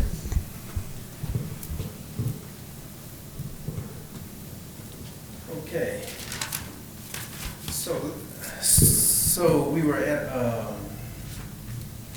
you had proposed something that seemed like it was a $5,000. Well, I proposed that they keep the hourly cost of service 2021 at $22.25 to the same price in 22-23 at $22.25. They have saved us about $5,000. Mr. Estes, you follow that, you find that to be? No, I think I need a recap on that. Okay, I mentioned that the contract 2021-22, the hourly cost of service is $22.25. The following year, 22-23, it goes up to $23.12. Can we keep the 2-year contract at $22.25? And she says they're not going to make any money. But if we don't give them the contract, they're not going to make any money. Or they meet us halfway on the $15,000 each year we got to pay out of the general fund.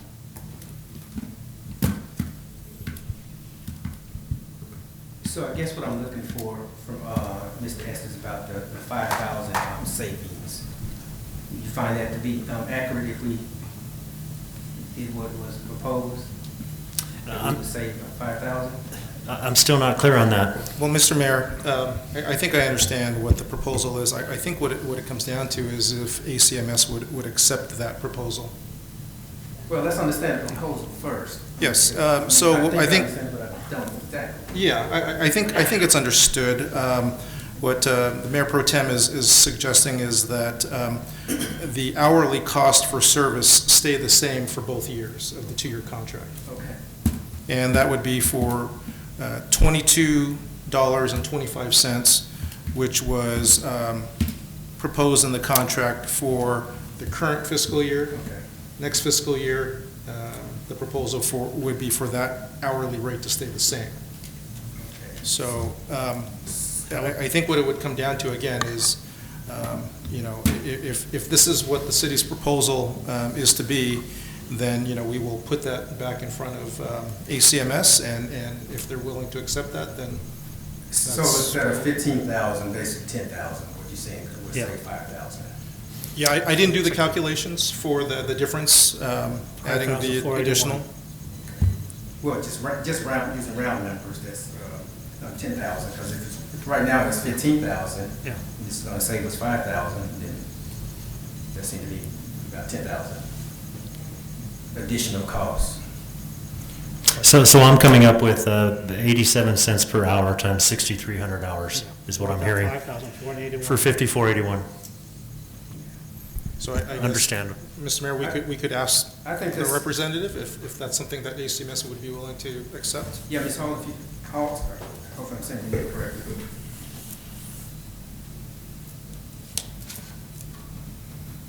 So instead of us absorbing 100%, we sound like it's like a third of the increase. I understand, that you said it was an error, and I appreciate that it was an error. But I also appreciate the fact that when you have a relationship and a partnership and you're doing business together, even sometimes when you have an error and your client relied on the error, sometimes you at least negotiate out with them, not simply say, well, there's an error, but can you absorb 100%? That's what it sounds like it's happening here. If we do the 15,000, that it's an error that what we rely on, the numbers that was given to us and the service that he was going to provide based on that amount. So what we're asking here is if there's a way that we can negotiate this out so that you can continue, obviously, with the client and continue, on your service or whatever, and our residents can have, obviously, the crossing guards that we need.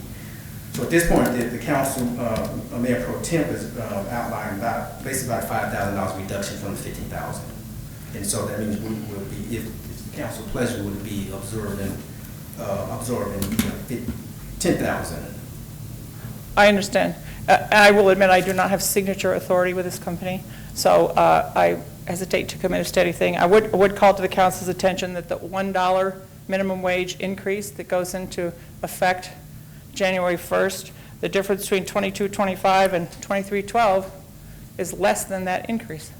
So in adding to the 1.2% loss of $1,623, we're now going to add $5,000 more to that. So our net loss for the privilege of doing business in the city of Lawndale would be approximately $6,623. Again, I don't have signature authority, so I'm not in a position to say yes or no tonight, but I certainly will represent the council and take that back. So when you say net loss, I understand what a net loss is, but does that mean you did not derive a profit? That's true. The margins would be at a minus 1.2% profit. Yes, sir. Net loss, I should say. You're right. I'm sorry. Misspoke. The profit margin goes to minus 1.2%, reflecting a $1,623 loss. Now I'm asked to take back to my CEO a $6,623 loss. Quite frankly, Mr. Estes would know, I'm open and honest. I don't see much hope for it.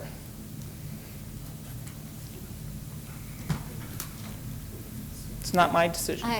I know we are talking about an increase of $15,000, but we also need to think of the safety of the kids that are crossing and the citizens. Once we do the study, that amount might be coming down. So, Where it might come down, but they already admit that's probably not going to be the case, but obviously we still will do the study. but we need to, I know $15,000 is a lot of money, but we need to, by August 21st, make a decision, because the kids are starting school. We already had several accidents on our streets, and we don't want to, have another accident of a child crossing the street. Yeah, I understand that, Councilwoman. I appreciate that perspective, but we also have to make sure that we are the fiduciary for the city's money that belongs to the residents, and so we have to at least give our best faith effort in negotiating out pricing, especially when you talk about something that we rely on. I'm not saying what's going to be the end result, but we have to exhaust all of our avenues. And to me, what the Mayor Pro Tem laid out is at least a reasonable start. We can't just say, because people do it all the time. Well, the city has the money. I mean, No, I understand, but she's already telling us that she doesn't see it, that it's gonna go through. So if she goes back and comes back and says no, where do we go? I'm not trying to put the city in an untenable position. I would remind you that Mr. Estes already negotiated a considerable decrease in the rate that has put us in this position of having little money to bargain with. Had we had a 4% margin, we probably could have negotiated with you further. The negotiations have already happened. how much decrease in the rates? We were projected to have the 23-12 this school year and 24-53 for the 22-23 school year. That would have provided us a 4% profit margin for each of those 2 years. Now we've moved to a 0.7% margin for this year and a negative 1.2% for the following year, based on having already negotiated with our longstanding partners in this process.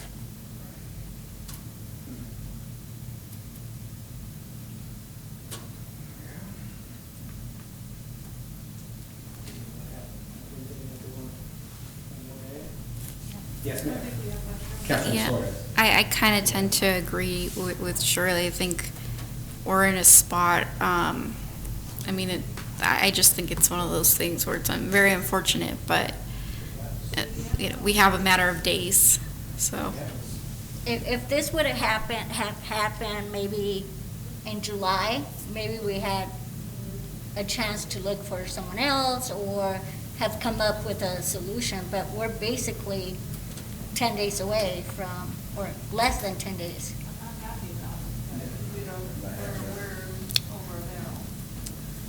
Unless we just go down to a 1 year and then a 1 year contract and then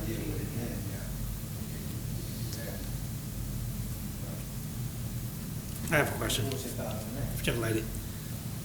You take a, what'd you say, a 1.1 loss, but you said you have 32 other municipalities you handle. How will that look in the total picture? I'm sorry, You said you have, if we do it this way, you're gonna have a 1.1 1.2% profit margin. loss. Negative 1.2% You in the have 32 other municipalities 32 other what, please? crossing of cities. You Oh, can no, cro- sir, we have 7,000. Okay. So in the big picture, could this 1.2 be absorbed in the company? Well, I've, Because you're just thinking out Lawndale, but. yes, sir. Each client is an individual contract negotiated for the mutual benefit of the community, the crossing guards, and our company. We are a nonprofit, but we're not supposed to be, okay? I hate to be glib about it, but I'm not sure why the company would burden those expenses onto other clients necessarily. I mean, I understand what you're saying, but I sincerely doubt that would happen, sir. Again, I must reiterate, not the one to make the final decision, and I'm more than happy to take your position back, whatever it may be. Take $5,000 off for me, we got a deal. Come on down, right? Not in the position to do that, sir, I'm sorry. Can you have an answer by tomorrow from Mr.? Oh, yes. Perhaps I could step out and have it for you by tonight. And then based on that, we'll go forward if we have to. You know, I'm going to put this blame on the school district because they could have came up with something. You know, all the years Robert and I have been on council, they never, this is not true, they've never came up with anything, not even here's $10, here's $20. They never said anything. But this council's got to open their eyes and look at the school district and realize they have money too. Yeah, there are streets and there are kids, but also there are streets and there are kids. So, you know. And the global view of that, sir, is very few school districts are involved in this process. Sometimes there's a behind-the-scenes agreement that I don't see, I'll admit to that, but very few school districts nationwide are involved in this crossing guard business. I think it's seen as a public safety issue, and they just are very happy with saying public safety, that's police, that's the city, that's not us. So that doesn't help your situation, but I'm just sharing my I can counter that was my experience. The schools are responsible from the kids leaving their home to school. I understand. So there's a double-edged sword. I understand that, yes. So it sounds like I'm hearing you saying you can make a call. And I can try to do that. No guarantees, sir. I'm on 24/7, but my CEO is not necessarily the same status. So, but I'd be happy to make that call and return to the council with that information. You're going to do that right? You're going to do that now? Yes, sir, if you so desire, yes. Yes, if you would. Okay, absolutely. I'll be back. Mr. Mayor, if that's something you'd like to do, I would suggest a 5-minute recess to allow that to happen, unless you want to move on with the agenda. Just move ahead with the agenda, and then we'll table this agenda and bring it back after we exhaust this, and if you still need a little more time, then we'll take a 5-minute recess. But let's just move ahead with the agenda. We'll just table this for now until we give Ms. Hall a moment or so. Okay, so that means that put us on number 7. Okay. Okay, let's hear from the city manager's report. Yes, thank you, Mr. Mayor, and members of the City Council. Just a couple quick items. First, I just wanted to remind the community that the next regular City Council meeting falls on Monday, September 6th. However, that is the observed Labor Day holiday, and city offices will be closed. So therefore, the next regular City Council meeting will be scheduled for Tuesday, September 7th. So just as a reminder. And then, again, just as another reminder, the city will be moving forward at this point with our Blues Festival, and again, that will be scheduled for Saturday, September 11th from 12 p.m. until about 5:30 p.m. So we hope that all of our community members can come out and enjoy that event and have a good time. That's all I have. Thank you. Okay, very good. Thank you, sir. Let's hear from Councilwoman Suarez, if you have anything. Let me see if I can remember. I attended a National Night Out the last 30 minutes, and I was happy to see that it was still very active. So it seems like there was pretty good attendance throughout the duration of the event. So thank you to staff, thank you to the sheriffs and all those who participated. On Saturday, I did attend the Zoom meeting regarding SB 9 and 10 thrown by the COG.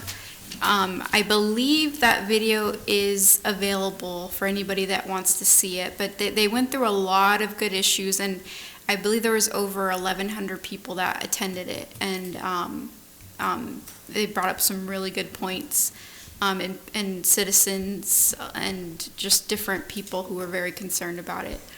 And then today I attended, we had, I guess you call it a little ceremony for water stations at Rudolph Park, and donated by West Basin. Board member Donald Deere attended, and with that, I think that's all I had. Pass it along. Thank you. Councilwoman Cuevas. Really quick, I will be missing the September 7th meeting. That's my 25th wedding anniversary, so sorry. Sorry, just to make sure. On August 3rd, I attended the National Night Out. Thank you, Michael, and your team for putting that together. Also, I was speaking to municipal service staff, and they wanted to see if we could have an Instagram for them, because people are afraid of them. They think that they're the ticket person or the code enforcement, but they do more than that. They deal with vaccinations and pets and all that. So if Michael, maybe if we allowed them to put an Instagram, maybe they could put something together and present it. That's my thought on that. Also on 8/4, I attended the general plan and Hawthorne Boulevard plan update. It was the 6th virtual community workshop. Thank you to Jared and the team. They put a good program, but I think there was only 5 people on the call.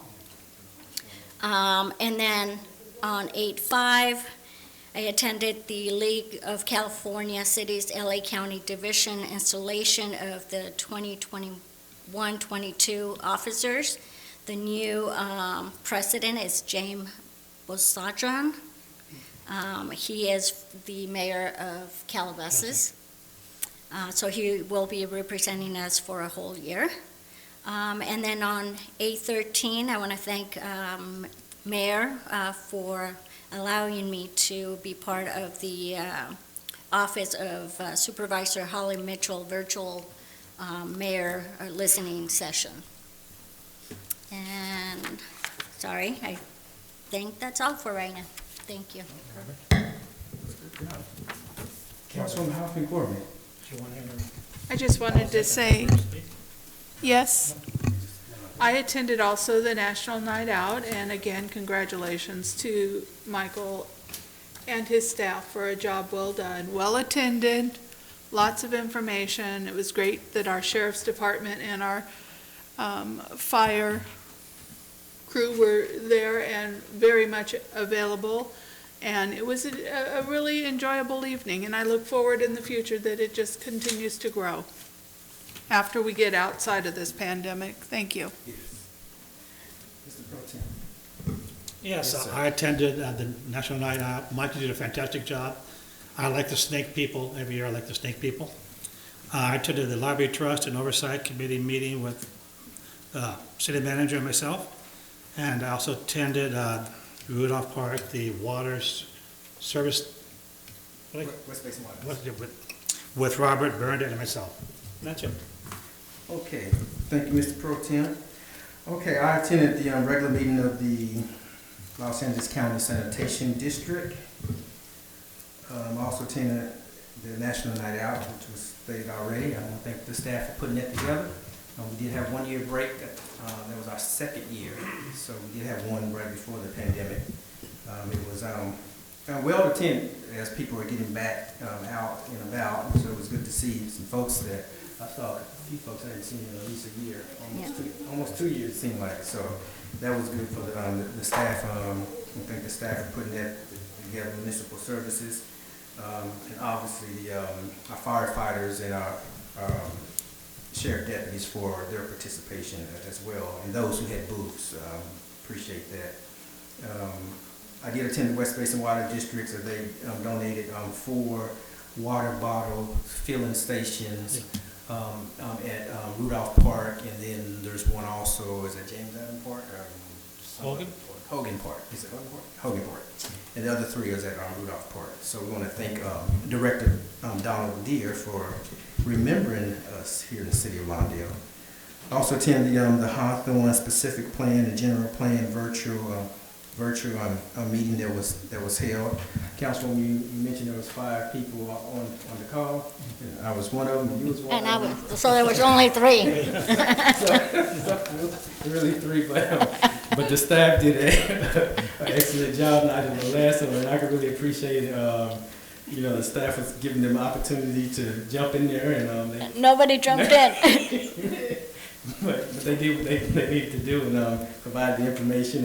But that was number 6, so people did have the opportunity to participate in the other 5 and probably felt that they've already been heard, so I want to thank the staff for that. And lastly, you mentioned Holly Mitchell's virtual Zoom call. I forget what they call it, some fancy name they call it, basically where she checks in with the mayors within her supervisorial district. She's our new supervisor, and she's off to a running start. And we had the opportunity to hear about what's going on in the county. One of the things she mentioned, and I may have sent a text to the city manager about having a mobile clinic, vaccination clinic at our jazz, at our blues festival. They got another fancy name for it, but I forget, it's called something canvas, something like that. But basically it's a mobile clinic for vaccination, and it seems like those work out well. So people who are already attending events that attract a great number of people, they don't have to go out of their way to get their vaccination. They kind of kill 2 birds with 1 stone. So apparently they're working out well. So she brought that to my attention that perhaps we can have one of those at the Blues Festival, and her office is willing to facilitate whatever we need to make that happen, Mr. City Manager.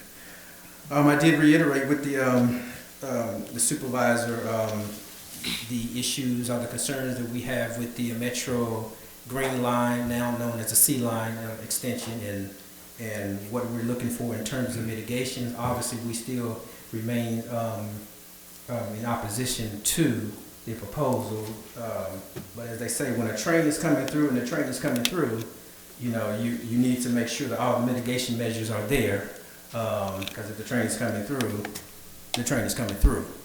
And so with that being said, we're kind of like in a kind of a quandary kind of position there, where we're not in support of the project, but at the same time, we do support all the mitigation measures being employed up front, as opposed to in times past where the communities had to put pressure on Metro to come back and to apply mitigations that should have been there in the first place. And so we think that we have made some progress on there. Our city manager and our community development department has done an outstanding job making sure that we articulate those issues with the supervisor, so that her staff is fully aware of our conversations with Caltrans, not Caltrans, that's another conversation, with Metro when we meet with them. So with that, that's all I have under Mayor and City Council reports and attendance. And let's return back to our previous item. Let's see if we have anything. I'm like that. You heard that commercial. No bad news. We got a trap door, a button I can push. Thank you for your patience, Honorable Mayor, council members. I have spoken with my president and CEO. I believe it might have been the Mr. City Manager that proffered the idea of reducing this to a 1-year contract. We would be in a position to be able to take the cut that Mr. Estes has negotiated for this year to the 22-25 billing rate. And we're just acutely aware of the position it's going to leave the city in if we pull. And you only have my word to take for that, but we take it very seriously. Okay? We appreciate that. Yeah. I'm sorry, go ahead. No, that's it. So that would be our compromise, is that we move forward with a 1-year contract at the 22-25 billing rate and visit this at a later date. Okay. I think one of the council members earlier kind of indicated that she was in favor of a 1-year contract if we needed to, and now you're suggesting that you guys are open to that as well? Yes, sir. That would, so, I think, most effectively and responsibly solve the issue at hand. And then we'll work it from there. Okay, let me ask the city manager, do you have anything you want to add? Yes, regarding that, I appreciate ACMS making that offer for us, but just for clarification for the city council, the recommendation would be the same, because we would still need the $15,327 additionally for this program for the current fiscal year, because again, based on the previous offering by ACMS, we had set the budget for this year at $124,848. So we still do need the 15,327. So what position will we be in? Are we in a different position? Because we're gonna reduce it from a 2-year to a 1 year, but we're gonna still allocate an additional 15,000. What's the difference in the position that we're in, besides it's being a 1 year versus a 2 year? There was no savings by doing it in a 1 year? Well, if we, I think what we were trying to accomplish was a savings over a 2-year period. By going to a 1-year agreement, you know, we have the proposal that's on the table, and that's what the council is considering now. By going to by staying with the 1-year agreement, I guess the reality is we don't know what next year's proposal will be. Whether it will be the same as what you have on your report, or whether it will be higher. So that's something for the council to consider. Typically, I mean, if you were to ask for my opinion, typically a 2-year agreement, you can negotiate a little bit more. With a 1-year agreement, you take your chances. But I'd like to add to that, if we go to a 1-year agreement this year, next year, if these reports come back and we don't need all these crossing, these sites, we'll be saving money. So I agree with the 1-year contract. So we went Yeah. down from 10. Yeah, we could go down to 7. But even still, even if we did go, playing devil's advocate, if we were at a 2-year contract as well, we're going to know by November 1st if we're cutting, whether it could be cut this year. And you're correct, Madam Councilman, so you would save money this year and in subsequent years. I'm just confused how. Yeah, it's still either way, it doesn't make any difference if it's a 1 year or 2 year, we might as well do the 2 years at that point. Because they might decide to increase more than $1 for next year if we were to work on another agreement. Well, knowing that they Exactly. They would, exactly. They might, whatever their loss is this year, they might tag it along. Unless we had, I don't Unless know how we you do this, unless we have a commitment for 2 years to be unchanged from the first year. But the first year's still gonna cost $50,000. Yeah, exactly. Which is So- what we're trying to avoid, so. Right. And so what's the difference if it's a 1 year or a 2 year, we still are paying the 15,000?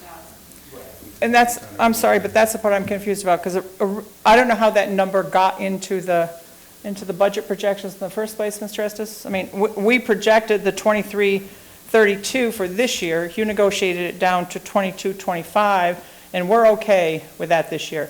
Does it make us any money? No, but we're not losing money. So I admit to being unsure where this 15,000 comes from, because that's the budgeted number that went in for this year, is it not, sir? Well, the budgeted number, the number of 124,848, that was based on the reduced hours that we were given. I understand, okay. From the 3.5. Okay, Three? there you go. Yeah. So that was on the backs of the crossing guards that we'd have had that savings. Understood. I'm sorry. I'm a crossing guard advocate. Is it going to be a 1 year contract or a 2 year contract? Well, I don't think it makes any sense to be a 2-year, I mean, a 1-year contract. Right. We're still gonna spend the 15,000, which we're And trying to if we do avoid. it for 1 year, like Honorable Mayor, Councilman Cueto said, we stand a greater rate, or a greater chance that they come back even higher. So it's smarter to do a 2 year That's true. for the 15,000.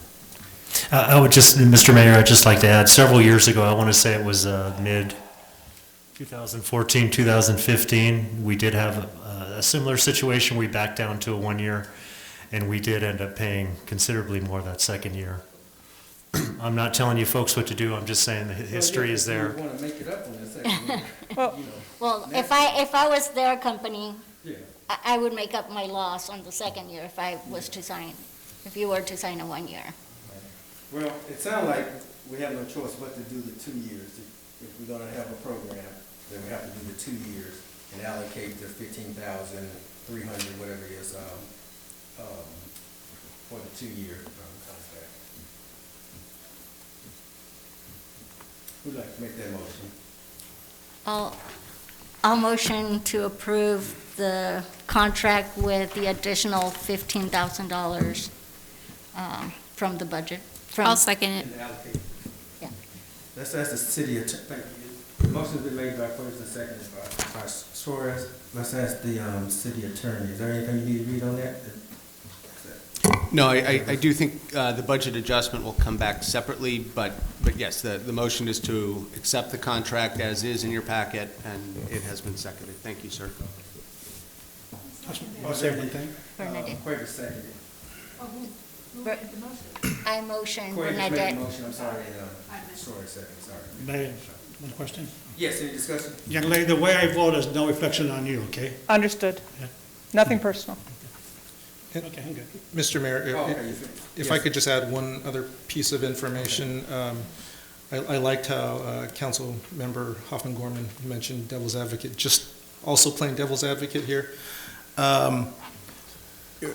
As we go through this first year and provide the pedestrian counts to determine if 10 is the right number or if it's less, for next year, what I would suggest is we would start with 10 again and then perform the counts again, because with different school years, you could have different kids coming from different areas, which could change the need or not for crossing guards. So I would suggest that we perform the counts on a year-to-year basis, so that we know, one year we might need 10, the next year 9, the next year we might need 10 again. So it just depends on, again, where the kids are coming from. Okay, real quick, we do have a motion on the table. You want to add something? I was just, I'm wondering why the extended period to the end of October. I mean, we could do that far quicker. And I would remind the council again that we can't make an official count, okay? I can only tell you what our observations are, and then it's incumbent on the city to make an official count and provide instruction. But I don't need all that time to change those numbers, so if that would make a difference to the council, we're certainly more flexible than the flexibility clause in the contract. Yeah, the 2-month period, it wasn't anything that was scientific. We just thought Right. It was better than 1 month. Okay. Understood. Okay. With that, we do have a motion on the floor to adopt the contract and ask for the budget allocation as well. Is there any discussion on the motion? Seeing none, the council, please vote. For item number 7, the motion passes with Mayor Pro Tem Kearney voting no. Okay, thank you, Madam City Clerk. Thank you for the opportunity to be of service. Thank you. Okay, with that, we do have 2 closed sessions. Oh, I'm just going to ask the city attorney. City attorney, give us a provision of the closed session. Thank you, Mr. Mayor. The City Council will now adjourn into closed session under Government Code Section 54957.6 to meet with its labor negotiators, and under Government Code Sections 54956.9D2 and 3 based on significant exposure to litigation. Thank you very much, sir. We stand in recess, closed session.